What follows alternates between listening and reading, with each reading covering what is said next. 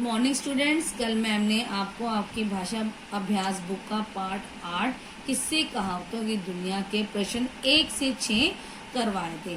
आज हम प्रश्न नंबर 7 से करेंगे। प्रश्न नंबर 7 क्या है?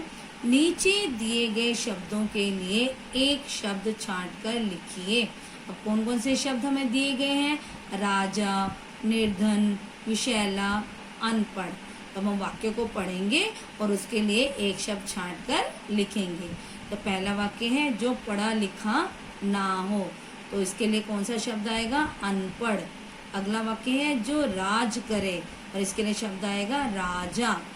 अगला वाक्य है जिसमें विष हो, और इसके लिए क्या आएगा? विशैला। अगला वाक्य जिसके पास धन ना हो, इसके लिए कौन सा शब्द आएगा? निर्धन। अब अगला प्रश्न है नीचे दिए गए वाक्यों में से संज्ञा, सर्वनाम व क्रिया शब्द हमें छांट कर लिखने हैं। पहला वाक्य है वह महल में घुसा।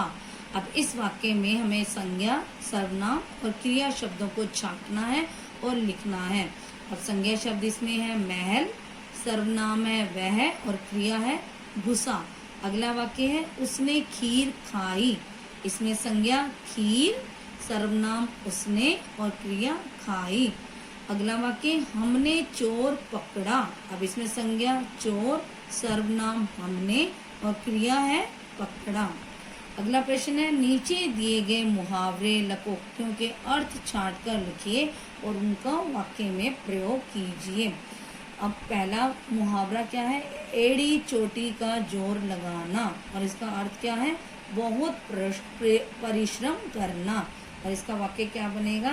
मैंने कक्षा में प्रथम आने के लिए एड़ी चोटी का जोर लगा दिया। अगला है काला अक्षर भैंस बराबर। इसका अर्थ है अनपढ़ होना। इसका वाक्य बनेगा अनपढ़ आदमी के लिए पुस्तक पढ़ना काला अक्षर भैंस बराबर है। पीठ थपथपाना, इसका अर्थ है शाबाशी देना। इसका वाक्य है मेरे परीक्षा में अच्छे अंक आने पर मेरे पिता ने मेरी पीठ थपथपाई। आप इन वाक्यों को भी लिख सकते हैं या अपनी तरफ से भी वाक्य बनाकर लिख सकते हैं। अब अगला प्रश्न हमारा क्या है? अगले प्रश्न में हमें एक चित्र कथा दी गई है और उसमें कुछ संवाद लिखे हुए हैं और कुछ जगह पर संवाद नहीं लिखे हुए। हमें उस चित्र कथा को देखते हुए उन्हें पूरा करना है। जैसे एक टिकट देना, और वो ये लो टिकट दिखाओ, और वो आदमी उसको कहता है ये लो भाई। टिकट चेकर टिकट के 2 टुकड़े कर देता है, और वो आदमी क्या कहता है? अरे!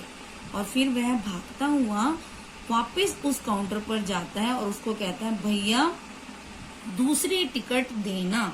और वो टिकट देने वाला कहता है अभी तो खरीदा था। और वह वापस उस प्रवेश द्वार पर जाता है और उस टिकट चेक करने वाले को कहता है, दोबारा से टिकट देते हुए कहता है यह लो, और वो कहता है ठीक है। तो आपको इस चित्र कथा को पूरा करना है और अपनी भाषा अभ्यास की पुस्तक में प्रश्न नंबर 7 से लेकर 10 तक के अभ्यास को पूरा करना है, लिखना है और अच्छे से याद भी करना है। धन्यवाद।